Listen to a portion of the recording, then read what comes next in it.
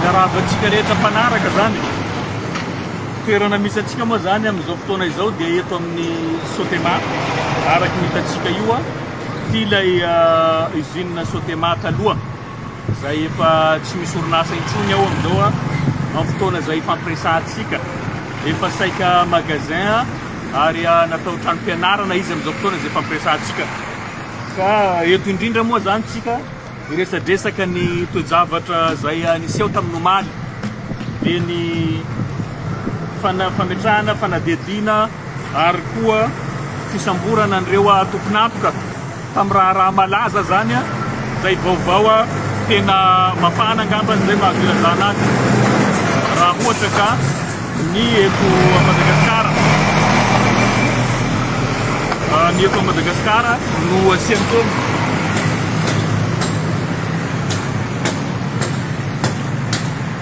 satria voatontonona zany mahajanga tato ato. Voatontonona tamin'ity resaka fandiovana vary 50 conteneurs zay vary efa masiso, vary efa maimbo, efa tsy mety hohanina. Nefa nisy ny taratasy zay nivoaka nandroany tamin'ny hainao manjery Kolo TV, zay taratasy ara-panjakana namoahana io vary io ary nolazaina fa vary tsy mety hohanina intsony. Dia zay no nahatonga azy zany tato amin'ity toerana ity. Ka toy izao ny zavatra voalaza tao anatin'izao taratasy zany. Taratasy fanekena izay tompona ndraiky mpanjakana, olomboafidy sy olomboatendry ato amin'ny faritra Boeny dia manaiky ny anesorana amoahana ireo vary 50 conteneurs voatazona ao amin'ny porony Mahajanga manomboka tamin'ny taona 2017 izay efa simba sy tsy azo ho an'olombelona ary miteraka fofona maimbo sy ratsy ka mampitaraina ireo olona maro manodidina. Natao izao taratasy fanekena izao mba hanankery amin'izay rehetra ilana azy. Natao teto Mahajanga anio fa 25 octobre 2023. Zany hoe zany misy tompona ndraiky fanjakana eo amin'ny enina angambany izy ato no nanao somia tamin'izany.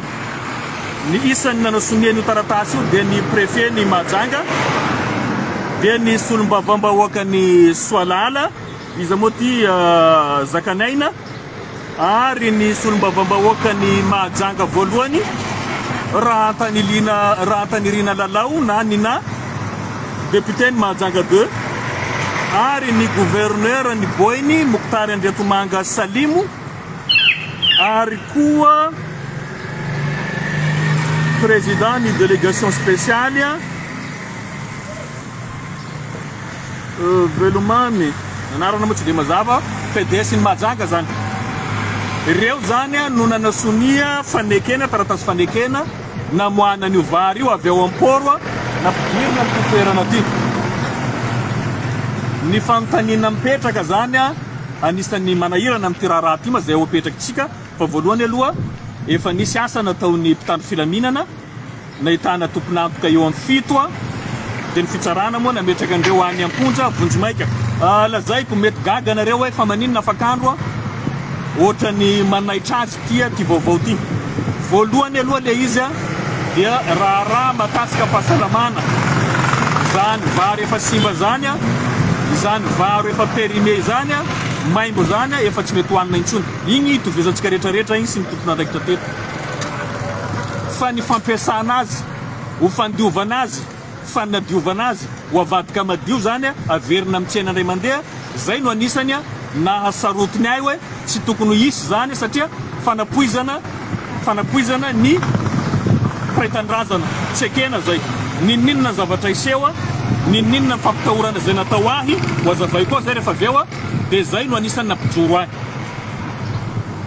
Ary tsy vitan'izany olon-dehibe no tafiditra tao anatin'le raha. Ary nisy antso mihitsy zany nazoko nomaly nampitaina afatra miampita fa hoe teneno afakandro Kristian tsy hanohy an'io resaka io fa ho ampidirinay marofoty indray mandeha izy. Jereo nareo tsara ny zavatra zay natao koa dia tsisy fanononana anaran'olona fa fanazavana, fitakina zay natao hoe mila mangarahara zay makasika ny tiraraha ty fa makasika fiainam-bahoaka fahasalamam-bahoaka zany vary efa tsy mety hoanina zany tsy tokony diovina indray mandeha avidy amin'ny tsena hositrainy vahoaka malagasy zany hoe tolona zany io natao koa ary fitakina nefa fampitahorana gadra no nazo inona nefa ny zavatra niseho io olona zany ampitahotra io zany amitsika miresaka zao zany izy tafiditra ao anatin'ny olona fito zay any Amponja voatazona Vonjimaika amizao mety maheno anao na namanao zany mampatsahy an'izay zavatra zay aminao zany fa isan'ny olona any Amponja zany izy amizao fotoana zay fampiresantsika zao piasany gouvernorat zany io olona io fantany gouvernorat iray manontolo io raharaha io ary io olona io zany any Amponja amitsika miresaka zao nampitahoriny zany hoe hogadraina zany afakandro raha miresaka an'io zavatra io nefa tsy ho voasakana am'izany ny tena koa satria fahasalamam-bahoaka io ka na inona idona na inona hiatra tsy possible mihitsy zahay anaika andeha hitobaka an-tsena zany io vary efa lo io zay zany no mahatonga anay eto mitaka nanao ny asany tany filaminana nanao ny asany fitsarana fa mbola mitaky zahay fanaovana enquête approfondie makasika azy io satria ny zavatra mampiahiahy anay dia zao hoe tsy vitan'olona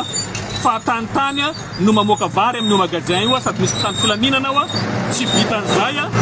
zavatra mandeha any amin'ny 2500 tonnes no resaka eto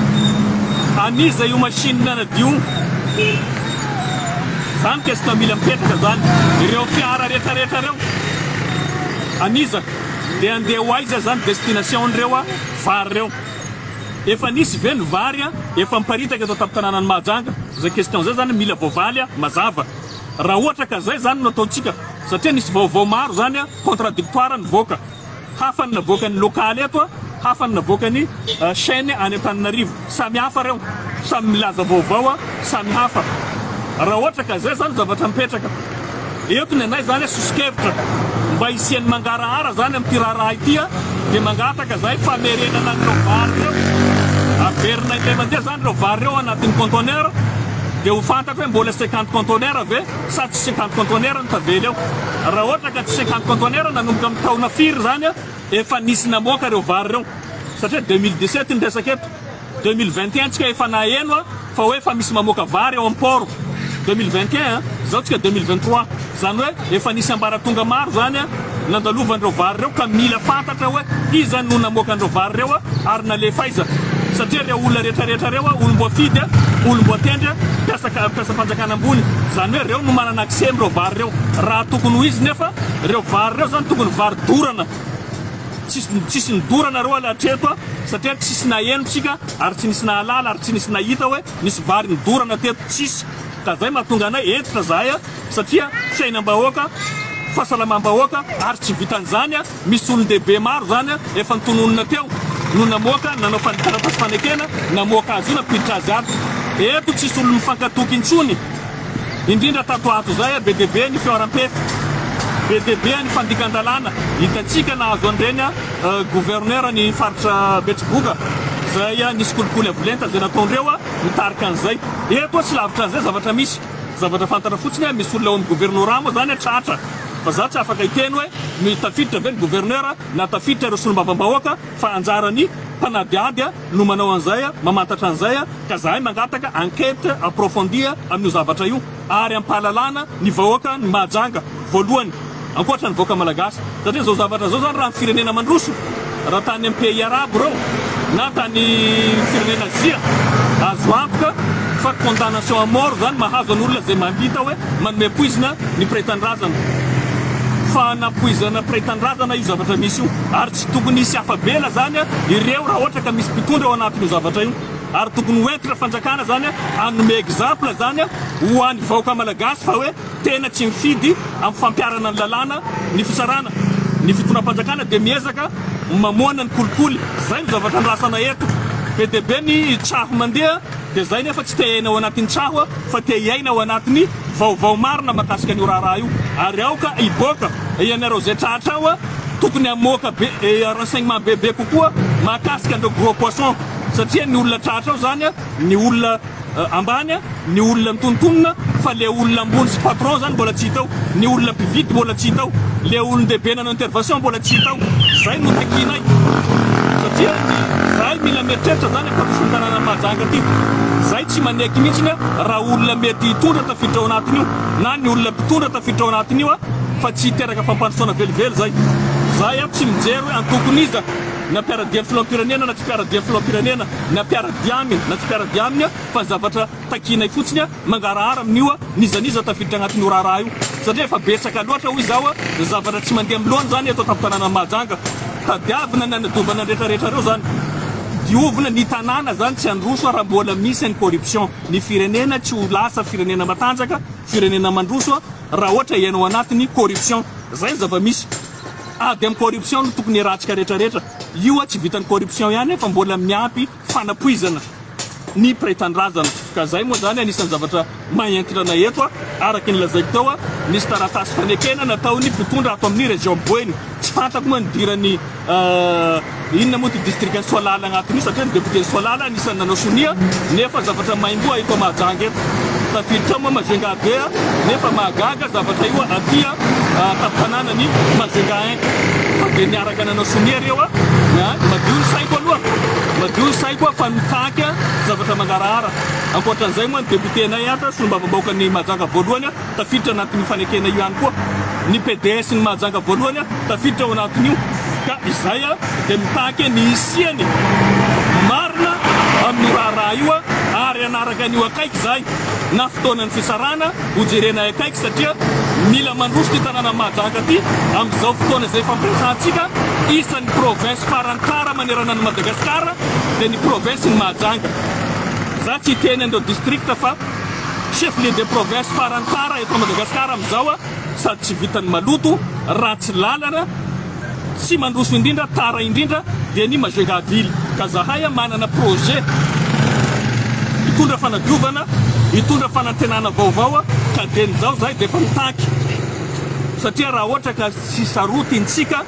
dia ireo mpitondrantsika reo zany minia mandika lalàna minia manao ny tsy mety zay zavatra zay zany fiantraikany ny vahoaka foana victime iafarany masahy mihitsy zany ny sasany mivarotra vary zay efa tsy mety hohanina intsony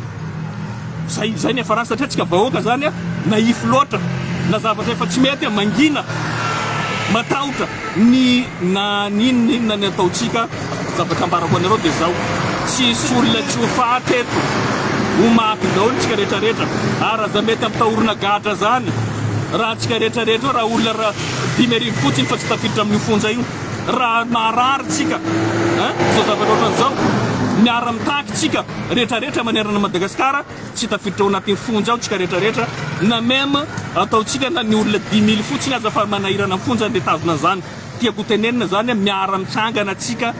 mamoana andreo zavatra tsy mety reo zavatra mamoa fady amin'ity firenena tsika reto raha mbola mieritreritra foana tsika anangana firenena vanona zany tsy maintsy sahy miady amin'ny mpanao ratsy sahy tsika miady amin'ireo mpanao kolikoly ireo mpambotsy firenena ireo mpamono vahoaka mitovy amin'izao raha zay hitantsika zao misaotra ny mpitady filaminana nanao ny asany misaotra ny fitsarana ihany koa satria izy ary nambarako anareo teo zay nisy mpiasa tao amin'ny gouvernorat nampitahotra hoe hogadrainay afakandro raha mbola miresaka nio resaka vary 50 tontonne reo nio araky ny lazaiko matetiky mbenimbeny hoe ny olona rehetrarehetra tompoko rehefa manao tsy mety dia mety gadraina zao zany preuve fa misy mpiasa mpanjakana gadra ao dia dikan'izay aza mpitahorina prison mihitsy ny zahay fa ny ataonareo no ataonareo ary manaova zavatra tsara nareo zavatra tsara ny fampitsarantsika eto ny asa vita ny fampitsarantsika eto fa ny menasy tompoka ny fampitahorana tsy mahatonga antsika lavitra zao ianao zay nampitahotra no nandeha ny gadra aloha zao tsisy anketinazo satria zao mitaky hoe avoiny marina avoiny mangarahara zay fotsiny nataoko tsy zakanareo zay zavatra zay fampitahorana nataonareo matoa anao nampitahotra dikan'izay zany ireo réseau-nareo reo zany tomponantoka amin'izay ka izay angambany no azoko lazaina amintsika zaraina amintsika mpiray-tandrazana mpanaraka ny fandarana zay ataoko eto isika tsy naman'izay memotra ary tsy naman'izay mpandika lalàna manao ny tsy fanao mamosavy ny mpiray-tandrazana ninninona zavatra lazaina eto zany finiavana anadio vary efa tota zany dia famosavina zay angambany ary manaraka atsika tsy maintsy anaraka ny vaovao akaiky dia tsy maintsy hitaterina amintsika eto zao zava-misy mahakasika ny vaovaony ary ho arahintsika hatramin'ny farany fandehan'igny vary 50 conteneur zay efa simba nezahina ho diovina ho nampisikahina ny voaka malagasy zay.